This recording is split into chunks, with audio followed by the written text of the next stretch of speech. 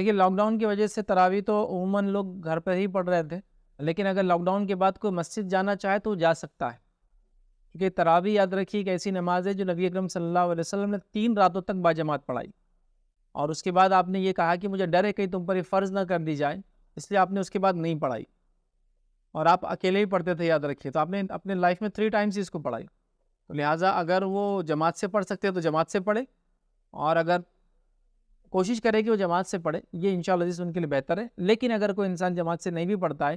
تو یہ نماز یاد رکھے فرداً بھی پڑھے تو ہو جائیں گی، چونکہ نبی اکرم صلی اللہ علیہ وسلم نے اس کو جماعت سے پڑھا، بتا دیا کہ نماز جماعت سے پڑھنا یہ نماز جائز ہے، اس کا جواز مل گیا، اور آپ صلی اللہ علیہ وسلم بذات خود اپنی اکیلے پڑھتے تھے یاد رکھیے، تو لہٰذا نماز جماعت سے پڑھے، اور اگر اکیلا پڑھنا چاہے تو انسان اکیلا بھی پڑھ سکتا ہے۔ اگر اسے لگتا ہے کہ اکیلا پڑھیں گا تو زیادہ دن نہیں پڑھ پائیں گا اور پورا قرآن بھی اس کو یاد نہیں تو پورا قرآن بھی نہیں ہوں گا، تو پھر تو بیٹر ہے کہ وہ جماعت سے پڑھے جا کر نماز، اور جو ہے اس کا قرآن بھی اسی بہانے ختم ہو جائے گا اور وہ سنسیئرلی جاتا رہے گا۔ لیکن اس کو ڈر ہے کہ اگر میں جماعت سے نہیں پڑھوں گا تو پھر نماز کبھی پڑھوں گا کبھی چھوٹ جائیں گی، تو پھر مسجد جا کے پڑھے انشاءاللہ اس کے لیے بیٹر ہے۔ لیکن اگر کوئی گھر میں بھی پڑھنا چاہتا ہے تو اس کو منع نہیں کیا جا سکتا، اس لیے کہ اللہ کے رسول صلی اللہ علیہ وسلم نے اس نماز کو ہمیشہ باجماعت نہیں پڑھا، یاد رکھیے آپ نے اس کو اکیلے ہی پڑھا، اور 3 مرتبہ ہی صرف آپ نے اس کو جماعت سے پڑھائی۔